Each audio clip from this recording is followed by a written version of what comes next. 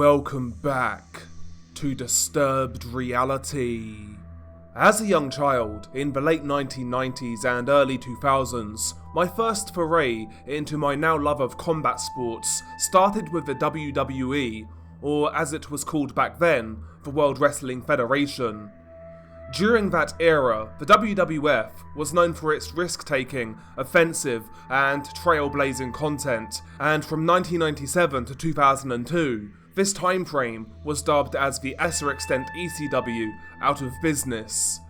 As a kid, I remember the zany and outrageous storylines involving charismatic superstars such as The Rock, Stone Cold Steve Austin, Shawn Michaels, Mankind, The Undertaker, and a whole host more.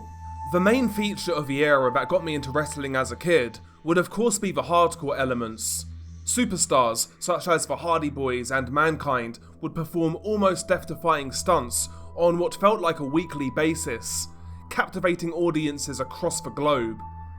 Who could forget Mick Foley being thrown off a cage during a Hell in a Cell match, only then to fall through the announcer's table, then, despite serious injury, continuing the match, before then being chokeslammed through the top of a cell, falling several feet into the ring.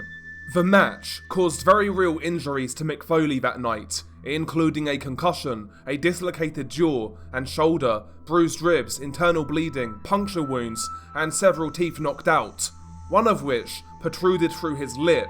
You can even see this during the match. Although wrestling is scripted, the athletes of the Attitude Era were essentially glorified stuntmen, putting their bodies on the line for our entertainment.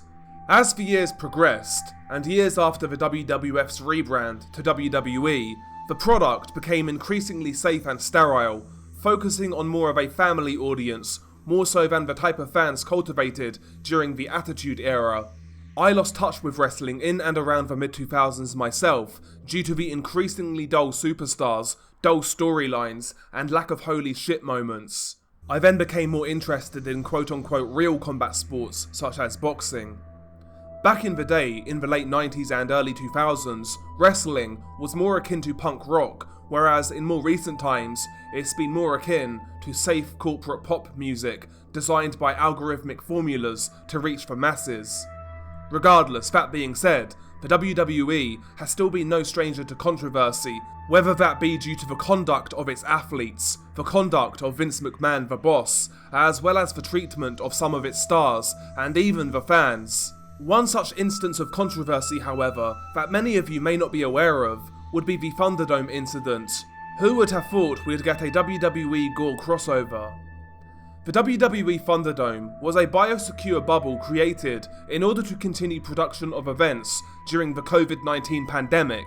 It was launched in August of 2020 as a way for professional wrestling fans to attend WWE events virtually during the pandemic. The bubble was a video conferencing crowd system and arena staging utilised for broadcasts of television shows and pay-per-views of the promotion's Raw and SmackDown brand divisions. It worked by users signing up days before an event, logging in, and joining at their allocated call time to be seen on screen at the event in real time. It was free of charge to spectate an event. In principle, it was an innovative idea which allowed fans to still feel part of the events, despite not being able to attend in person. However, the concept came with its own problems. Trolls would very often tune into live WWE events, and instead of streaming themselves watching the show, they would stream a variety of troll material, sometimes innocent fun, however other times displaying edgelord type content, such as showing footage of former wrestler Chris Benoit. Chris Benoit and his history was buried by the WWE following the tragic Benoit family murder case, where Chris murdered his wife Nancy as well as his 7-year-old son Daniel, before then ending himself. The Benoit case in and of itself is a video in its own right, but the case opened very uncomfortable conversations surrounding the WWE and the professional wrestling industry at the time, such as the prevalent steroid use of wrestlers and the effects of CTE on their brains. Other trolls would also livestream footage of KKK rallies, as well as other various controversial figures, and one individual even used a toy gun to mimic deleting himself. However, the trolling would eventually take an even darker turn. On the 24th of August 2020, during a live broadcast of Monday Night Raw, the show was running as expected. However, eagle-eyed viewers noticed a disturbing sight on one of the live fan portals. The live portal showed a disheveled figure, beaten and battered, on his knees at the feet of a mysterious man carrying a razor-sharp machete. What was shown was the start of a well-known execution video that was released a couple of years prior. Thankfully, WWE programming managed to catch the incident and switched cameras before the execution was actually broadcast to millions of fans across the world, including children. Regardless, the footage that was shown was haunting and a big blunder by WWE programming, to say the least. Following the incident, it became a big topic of conversation within the online wrestling community, and the story was even picked up by some mainstream news outlets, though it was described as a terroristic clip more so than a Cartel video. One could argue the semantics, but ultimately, they are two separate things. The clip, which was partially broadcast to millions, was a well-known execution by a Mexican criminal gang known as Cartel Jalisco Nueva Generacion, or CJNG for short. For new viewers, CJNG are considered to be the most violent cartel in Mexico at this present time, and are the second or first biggest cartel in the country, depending on who you ask. They are led by one of the most wanted men in the world, Nemesio Oseguera Cervantes, more commonly known by his alias, El Mencho. CJNG over the years have been known for the dissemination of extremely brutal videos, and during the time of the Thunderdome incident, CJNG were at their height when it came to uploading such videos. From 2018 to 2021, CJNG released a series of graphic videos showcasing sicarios dispatching members of rival cartels in extremely gruesome ways. Of course, this is a propaganda tactic to instill fear in the hearts of their rivals, law enforcement, and anyone who goes against them. During this timeline, CJNG released some of the most graphic cartel videos ever seen, notably videos such as Ghost Rider, where they burned the entire face and scalp of a captured victim until he resembled a red talking skull, as well as a video dubbed Sponsored by Adidas, where a sicario, donning an Adidas cap, cut open the chest of a captive, before then slicing a part of his lung off with a combat knife, then eating the piece of organ flesh. At the time, it felt like CJNG were releasing a video every month, each time trying to outdo their own levels of depravity shown in the previous videos. The video that was nearly broadcast on live WWE TV was a more standard cartel video, still extremely cruel and violent, but not at the same level as the prior mentioned videos. I'd still argue, however, that the video is still actually one of the most well-known clips released by drug cartels, and if you, like me, are into researching Mexican drug cartels, I'd say it's impossible that you haven't seen the haunting still images of this video, even if you don't watch such content. The images from this video in particular are actually pretty common online. Before we get into discussing the clip, I actually wanted to address a couple of rumours surrounding it. The first being that it was allegedly perpetrated by CJNG. I've seen this claim attributed to the clip all over the internet, and it could certainly be true. However, the only thing that makes me doubt this ever so slightly is the fact that the clip itself was actually recorded in the state of Tamaulipas.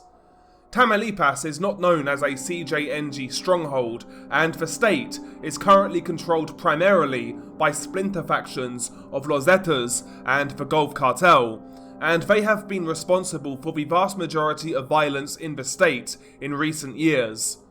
Cartel Jalisco have had some light presence in the area, forging potential alliances with some of the splinter factions operating in the state, though there is a chance that this clip isn't from CJNG at all, and that it may have been mistakenly attributed to them. Furthermore, one piece of blatant fake news surrounding this clip is to do with the victim himself. On various forums as well as on social media, I've seen the victim being falsely identified as a TikToker named Illuminati6. Illuminati 6 went viral in 2020 following a video uploaded to the social media site where he berated and insulted CJNG leader Nemesio Oseguera Cervantes. In the video, Illuminati 6 states, "Listen to me, you motherfucker. El Mencho, you can suck my dick 100%. I'm not afraid to say it. I can say it here and off camera. El Mencho, suck my dick. I'm immortal, untouchable, and I made a pact with the devil." Shortly after the video went viral, Illuminati 6 then made a grovelling apology video stating his regret at insulting El Mencho, claiming that he didn't mean anything by it and that he respected the CJNG boss. Without a doubt, behind the scenes, I'm sure Illuminati 6 was threatened by CJNG associates, hence his apology, though he clearly isn't the victim in the video. Illuminati 6 was not even residing in Mexico. Instead, he was living in the USA, in the state of California, plus the time frames don't match up. Insulting Mencho can come at a price, as was the case with an influencer named El Pirata de Culiacan, who also insulted El Mencho, and would end up being taken out by CJNG hitmen. But I find it highly doubtful that Cartel Jalisco would organise the killing of a US-based TikToker. Ultimately, it would draw heat upon their organisation. I'm sure they threatened Illuminati 6, though I find it doubtful that they would have acted upon these threats. Regardless, as mentioned, the man in the video is not the TikToker who insulted El Mencho. But nevertheless, what happens in the video that was nearly broadcast to millions of people? The clip in question is exactly 1 minute and 7 seconds in length. The clip itself came out in 2018. As you play the video, you are met with a sight of the victim, and it's a sorry sight. The captive can be seen kneeling on the ground. He's been stripped down to his boxers, and his head is being held up by the hair by a Sicario who is standing menacingly behind him. The Sicario is wearing jeans with a camo jacket, and he has a variant of an AK hanging on his chest held up by a shoulder strap. In his right hand he is carrying a new looking machete, and of course, new machetes are razor sharp. The setting is eerie. It seems to be in a rural location, possibly in a half-completed building or a dilapidated building. You see a cinder block wall in the background, and you hear that it is raining outside. The building they are in has leaks, and you hear a constant leak of water hit the ground. This makes it hard to hear anything from the interrogation. The victim also has seemingly been beaten. He has several bruises all over his body, and I think it's possible that he may have been held captive for quite a while before the execution. He looks dishevelled, skinny, and worse for wear. The person filming can be heard asking the victim questions in rapid succession, and after each question, the victim gives out brief, quick answers. Despite his dire situation, there doesn't seem to be any fear or fight in his voice. Instead, his voice projects that he is tired and resigned to his fate. Though, in a contradicting contrast, his eyes do portray fear. They dart around as he assesses his grim surroundings, and they are wide open like a deer in the headlights. I have tried to do research on this clip to ascertain as to why the victim found himself in this position, but I couldn't find a solid answer. The only thing I did see that came up more than once was that the victim may have been selling drugs on a turf in which he didn't have permission to, though this could be wrong. Anyway, the interrogation ends at about 51 seconds into the video. What follows then is what I would describe as an awkward silence from the men in the room. All you hear is the running rainwater. At 55 seconds, the machete-wielding Sicario then raises the blade in the air before shouting obscenities, cussing the victim and rivals. The victim's face changes. He realizes his time is finally up, and it looks like he's seen a ghost. The Sicario then takes the machete and completely slices the front of the victim's throat. The captive clenches his teeth hard as this happens, though he doesn't scream once. His throat is then completely opened up, and you see the whole of his windpipe. The amount of blood is insane. Once the throat has been completely slashed, The Sicario from behind then jams his knee into the back of the victim, before he then pulls the captive's head back. This completely opens the cut up in the victim's throat, and it's so deep that it's reached the spine. While holding the victim in this position, the Sicario then takes the machete and hits the blade against the spine. He doesn't even hit hard, but it cuts through the spine in about 5 or 6 light taps with the machete. On the 4th strike, the victim's body viciously jolts due to nerves. Once the spine has been cut through, the Sicario's then quickly cuts through the skin on the back of the neck, completing the beheading. This may be the quickest cartel beheading on the internet. In total, from start to finish, it takes about 7 to 8 seconds. Once the beheading is complete, the Sicario holds the head up to the camera, and the same look of terror is still etched upon the victim's face, despite the head being severed. It may be my imagination, but it also looks like the eyes are rolling to the side. Because the beheading was completed so quickly, you still see blood pumping out of the body at a rapid rate, and it sprays a wall close to the body, covering it. The video ends as the Sicario holds the head up to the camera. The clip is quick but extremely bloody, and I'd argue that it is one of the more well-known beheading videos uploaded by Mexican drug cartels. Now, while I have your attention, and due to the fact that this video would be short if we ended it now, I'd also like to bring to your attention another cartel clip, once again allegedly filmed by CJNG, though again, I'm not sure on the veracity of this claim. All I know that is ultimately, it's another cartel video filmed in Mexico. I've been asked to cover this one for quite some time, but due to the lack of backstory, I haven't really touched it. I'm not even sure as to when it was released, but I have been aware of it for well over a year. Thankfully, the clip is short, as if we saw the victim's entire ordeal, it may have ranked up there with the worst cartel videos on the net. The clip in question is only 13 seconds in length, and it's been shot at night in a desolate location. As you play the clip, you are met with the sight of a captive who is laying on the ground, surrounded by several bloodthirsty Sicarios.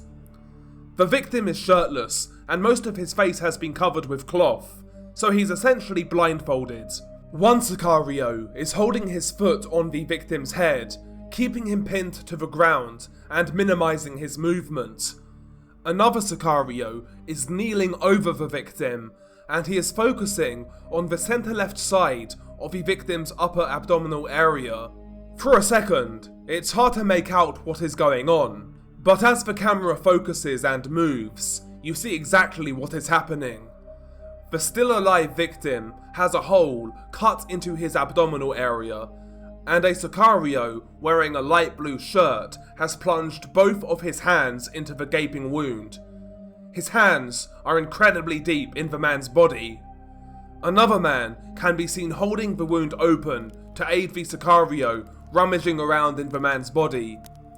He's holding the open wound open by digging his fingers under the ribcage and lifting the ribcage up, if that makes sense. The man who has his hands in the captive's body is pulling, and he's pulling hard. He's trying to rip something out of a man's body. Eventually, the tension gives, and the man's hands quickly eject from the body. The video is described as the victim's heart being ripped out, but it certainly isn't the heart. From my extremely limited knowledge, what is pulled out actually looks like the kidneys, believe it or not, or possibly even the liver, or part of the liver.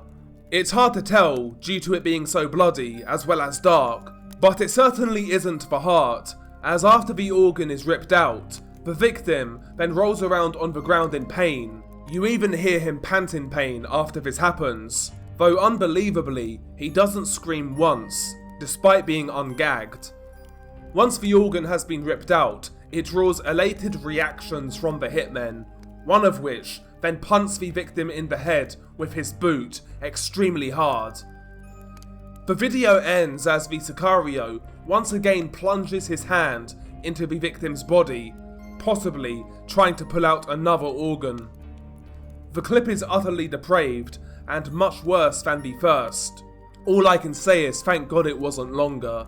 If it was, I think this clip would be much more well known. But anyway, that is the video. I hope you enjoyed it, if you can enjoy this sort of content. As always guys, thank you for the support, much appreciated. If you could follow me on Twitter, I do plan on doing something with Twitter at some point in time, or X, as it's now called, maybe Cartel News, something like that, we'll see. Also, if you could follow me on Twitch, that would be even more appreciated, to be honest.